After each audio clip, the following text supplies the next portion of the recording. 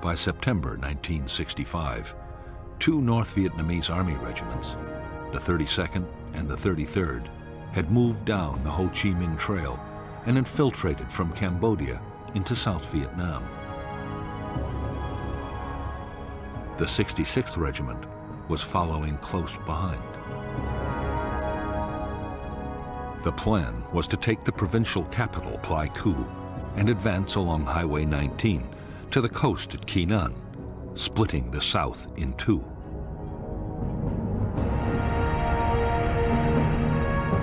The Americans were determined to block the NVA's attempt to reach Quy Nhon. The idea was to place in the An Khe Valley the most mobile force they possessed, the 1st Air Cavalry Division.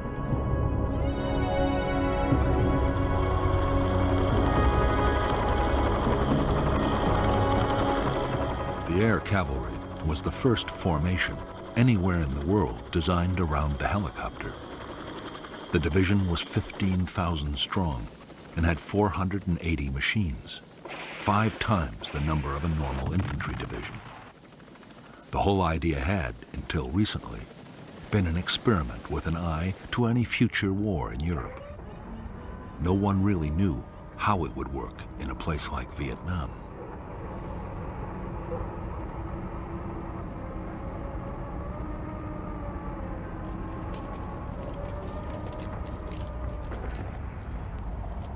Combat units of the 1st Cavalry began to arrive at An Khe in mid-September 1965. By October, the division was fully operational. Its base, Camp Radcliffe, had grown into a massive complex of helicopter pads, supply dumps, accommodation and maintenance facilities. For the officers and men of the Air Cavalry, there was a great deal to prove, and they were determined to take the battle to the enemy.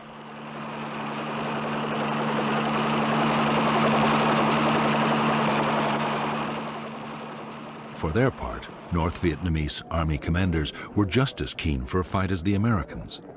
Their 6,000 troops, already in the border area, meant to keep up the pressure on South Vietnamese government forces. At the same time, they aimed to find out how well U.S. troops would fight and how their own soldiers would cope with American weapons and tactics.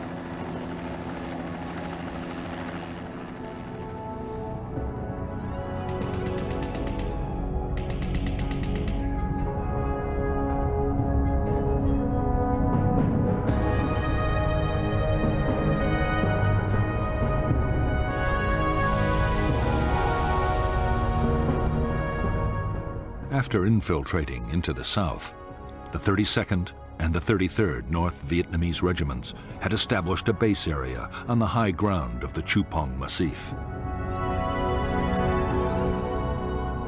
On October 20th, 1965, the 33rd Regiment laid siege to an American Special Forces camp at Plai Mai.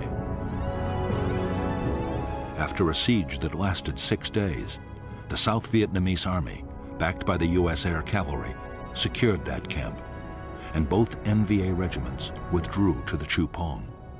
There they meant to join with the newly arrived 66th Regiment before renewing their campaign.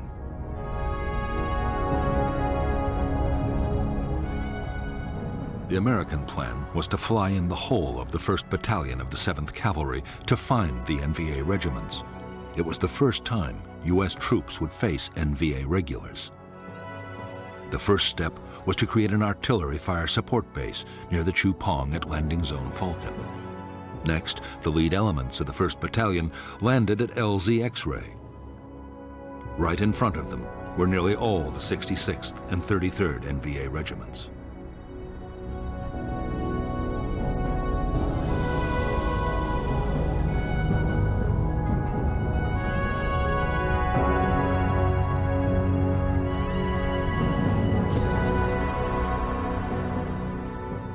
When Company B pushed towards the spur of the Chu Pong, it was attacked immediately, and a platoon was encircled. Company A was also pinned down by fierce fire before the rest of the 1st Battalion was landed.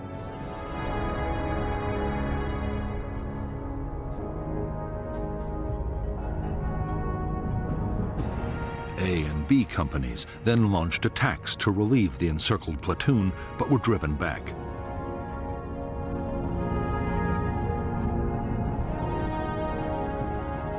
The following morning, the Americans, reinforced by another company, were hit by waves of NVA troops. Heavy fire support wreaked havoc on the attackers, and by now another American battalion was on its way overland.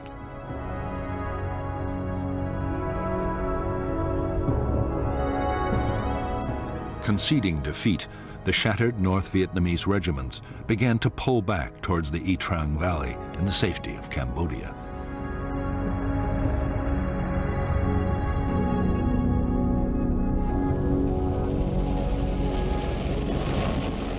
After the fight at LZ X-ray, the Chu Pong was bombed by almost 100 B-52s, each unloading 17 tons of high explosives.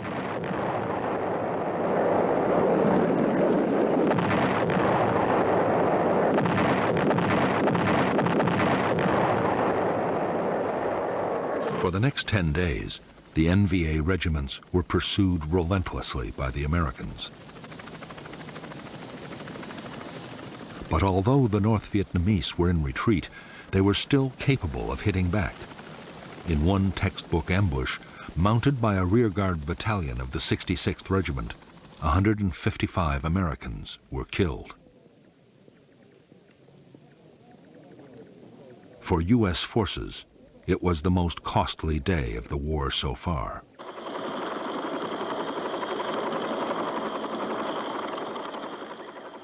In the Battle of the Ia Drang Valley and the Pleiku operation, the 1st Cavalry Division lost 300 dead. But the NVA had suffered much worse. 1,300 North Vietnamese soldiers had been killed and many more wounded. It was a clear-cut victory for the Americans. 2 enemy regiments were all but smashed, and there was now little danger of South Vietnam being cut in two.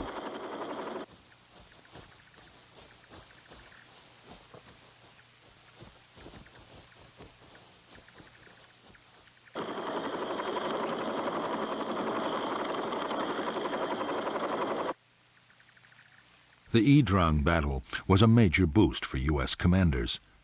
It seemed to prove their strategy was the right one. The enemy's big units could be made to stand and fight, and take heavy casualties in the process.